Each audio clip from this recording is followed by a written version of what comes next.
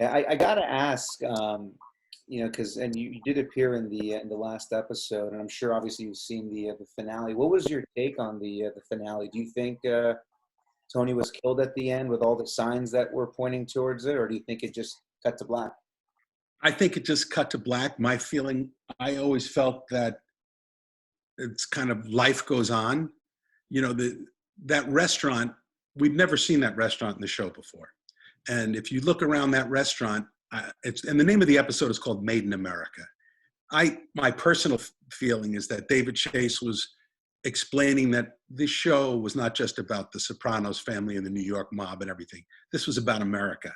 And if you look at that, there's a trucker, there's a trucker sitting at the thing, and there's a guy with Boy Scout leaders, there's a young couple. It really was, that restaurant didn't seem New York and New Jersey. That restaurant was all of America in that restaurant. And then my sense was that it goes to black. The camera was on Tony when it goes to black. So if anything had happened to him, we would have seen it, right? When it went black, my feeling is life is going to go on. That was the most peace he had ever been with his family. Whenever you've seen the four of them together. Yeah. And here's another thing. AJ echoes something that Little Carmine said. He said something about, you always said something to me about, finding the happy moments in life, that's what's important. I think that goes back to that golf course scene from the season before, and I think, maybe that stuck with Tony so I get the feeling that life goes on. He's always going to have to watch the door, always never knowing what's going to happen, never knowing if somebody's going to come from behind him, but he's just going to try to keep his family together and both families. And I just think life goes on. He never wrapped up anything. David Chase never, we don't know where the Russian is, right? We don't know where anybody is. We don't know where Melfi's rapist is, right? Life goes on. That's what happens in life.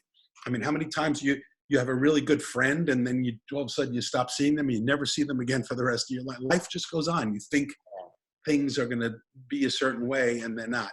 So that was my feeling, and I'm sticking with it. No, that's a very good explanation. There's definitely cases for both sides, but I tend to agree with your side. Again, I think it is, yeah. People want the closure. They want to think, if the guy had come out of the bathroom and popped Tony, all everybody would have said is, oh my God, what a Godfather ripoff. The guy goes into the bathroom, comes out, it would have been a cliche at that point. I thought it was a brilliant choice. This wasn't a TV show. This was a complex novel that David Chase wrote. And that's the way I looked at it. And, very often you end a novel and you close the book and you would think, God, I wish there was more.